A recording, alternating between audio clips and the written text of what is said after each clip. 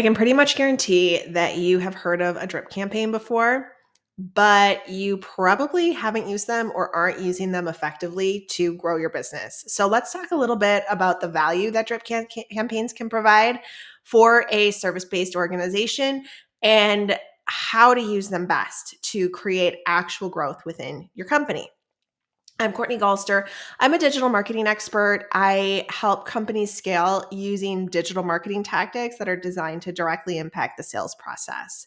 So, before we kind of dive into how to use a drip campaign, let's talk about what it actually is, because I think sometimes this can get misinterpreted or almost get too complex and make it overwhelming to implement something that will work for your organization. For more experienced companies in the realm of drip campaigns, this may include a combination of emails, text messages, and phone calls. But for the context of what we're talking about today, we're going to just really focus on the basics, which is a drip campaign is a sequence of emails that is going to help you stay in front of your prospects in a personalized, value add way. We're going to dig into what all of that means here in a second. But before we do, let's talk a little bit more about why drip campaigns can be so impactful. So, why are drip campaigns so effective? Well, I am an entrepreneur and I'm also an agency owner. So, I work in marketing a lot. And I can tell you from my own experience that it takes a lot of interactions, especially with the rise of the internet, for someone to know, like, and trust you enough that they would be willing to consider buying from you. And even if they're willing to buy from you, it doesn't mean that right now is the right time to buy. So not only do you need to stay in front of them with a variety of marketing tactics that are going to introduce them to your firm and the value that you provide, but you need to stay in front of them from a visibility perspective until they're ready to buy once they know who you are. That is one way that drip campaigns can come in handy.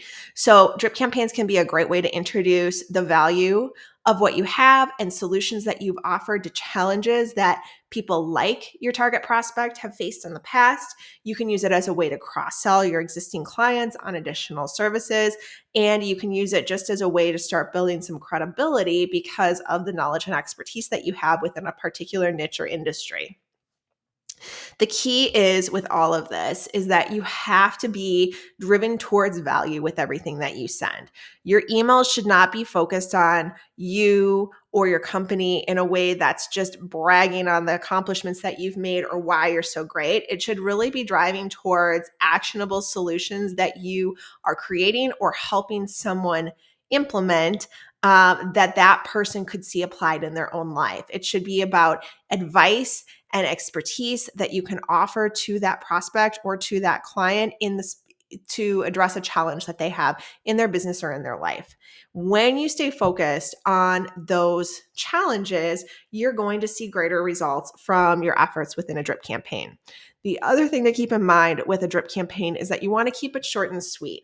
We see a lot of companies fail by sending out too long messages. Your email should actually be 3 to 4 sentences, very short and sweet, maybe 5 or 6 sentences for an introductory email.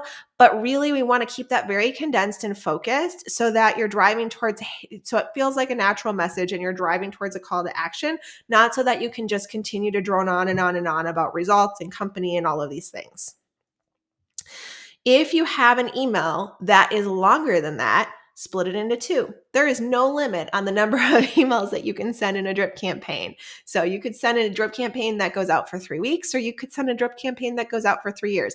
I don't recommend setting up a campaign that's going to go that long from the beginning, but you could continuously add those people to new lists in the future that would put them on new drip campaigns that you create.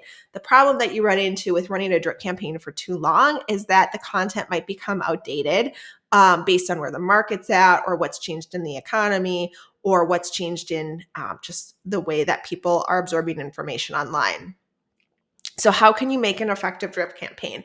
The first place to always start is by choosing your audience. So are you marketing to a cold audience or are you marketing to someone who's bought from you before?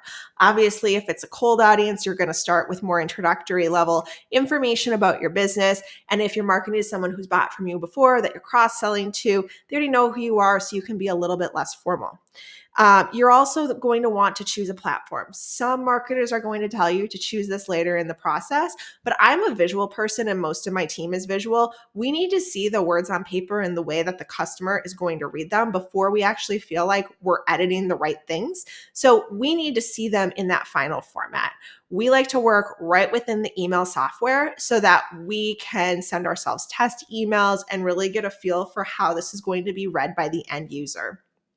That makes it easier for us to edit. And it also cuts down on editing time because we're not going to create and edit in one document, then populate in the email software, then have to go through a whole nother round of revisions because it just doesn't look like right once it's in the email platform. If you are looking for a great platform to use, we can recommend a ton of different ones depending on the size of your company. For small to mid-sized businesses, typically we recommend GetResponse, Constant Contact, or Flowdesk.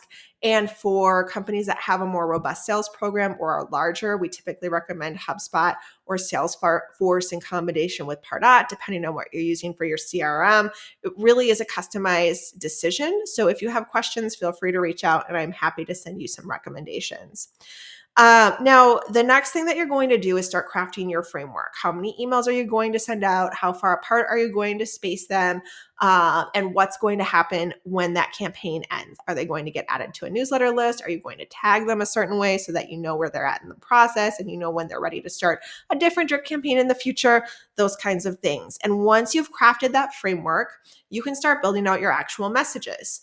Now, remember, those messages should be short and sweet, and they should focus on your expertise, the solutions that you provided for other clients, common challenges in the industry, or um, or anything else that's actionable insights for those prospects to implement on their own. You can do that with sharing a link to a case study. You can do that with inviting them to a webinar or sending them a replay of our webinar, sending them a video. Really, anything that's interactive is a great way to start getting them to engage.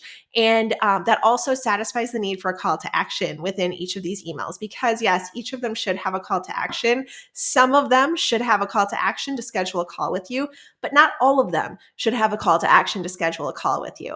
So make sure that you're kind of mixing it up with the different things that you're sending out because when you are constantly asking for them to do something for you, then you push a sales message that gets overwhelming and turns them off. When you're focused on providing value by demonstrating how you've created solutions to challenges for other clients via a case study or giving them an actionable plan via a webinar or something of the like, you're creating something that they can take and apply to their own situation without feeling the pressure of getting on the phone with you. So once you have those messages written, you should send them to yourself. As a proof within your email system. Review and edit them. Read them out loud, read them backwards. Make sure that they make sense. Sometimes when you're writing messages, especially these types of drip messages, they make sense in your head and they don't make sense when you read them on paper. So you need to read them forwards and backwards to make sure that number one, it all makes sense. Number two, that you don't have spelling and grammar issues. Then send it to someone else. Once you have it where you want it to be, send it to someone else that can proofread them for you and give you a little bit of feedback. Don't send it to your mom. Send it to someone else in your industry that is going to review it with a business lens and is going to understand who you're talking to and what you're talking about. When you get that feedback, you know that it's something that is potentially good advice that you should apply to your emails that you're going to send out. You don't have to take all of the advice that people give you, but it is a good way to kind of get a broader sense of whether or not your emails will be effective. Now, finally, you're going to start your drip. And you're going to look at the number of people that you have. So let's say you have a list of 150 people and you're going to drop them in and get them started. The next step would be to build another list and start another list of people within the same industry or the same demographic on that same list until you max that out. So keep adding people to that drip and maximize the value of what you've created because you want to see ROI come out of this drip campaign, right? So you want to maximize how frequently you can use it. The next thing that you can do is take that drip campaign and duplicate it, modify it for a different industry or a different niche, and start another group of people within a very similar drip campaign. Once you have the framework for one, it's very easy to start the framework for another, and then you can move on to How else will you stay in front of these folks? Will you start connecting with them on LinkedIn? Will they start getting webinar invites? Are you going to send them a video once a month? The possibilities are really endless. It's just a matter of having a plan and continuing to build upon the foundation that you've started to create. If you have questions or if you want to create a customized strategy, we are here to help. My contact information is below and in the notes of this video. I look forward to talking to you soon. Bye.